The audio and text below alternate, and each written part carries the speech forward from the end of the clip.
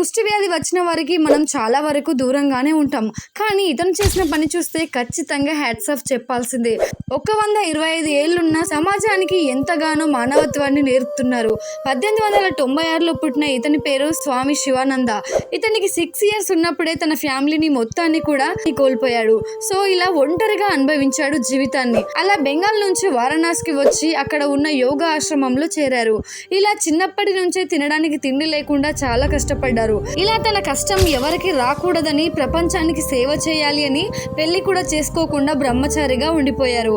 And ఇలా 50 ఏళ్ల నుంచే కుష్టి వ్యాధి వచ్చిన వారిని చేరదీసుకొని భోజనం పెడుతున్నారు. పేదవారి ఆకలిని తీరుస్తున్నారు. అండ్ 125 ఏళ్ల వయసున్న ఎలాంటి అనారోగ్య సమస్యలన్నిటివి లేవు. విశ్వగురు అయిన మన భారతదేశం కనిపెట్టిన యోగా ఎంత శక్తివంతమైంది అనేది ఈ ప్రపంచానికి చాటి చెప్పారు. ఇన్ఫర్మేషన్ నచ్చినట్లయితే వీడియోని లైక్ చేసి మన ఛానల్ని సబ్స్క్రైబ్ చేసుకోండి.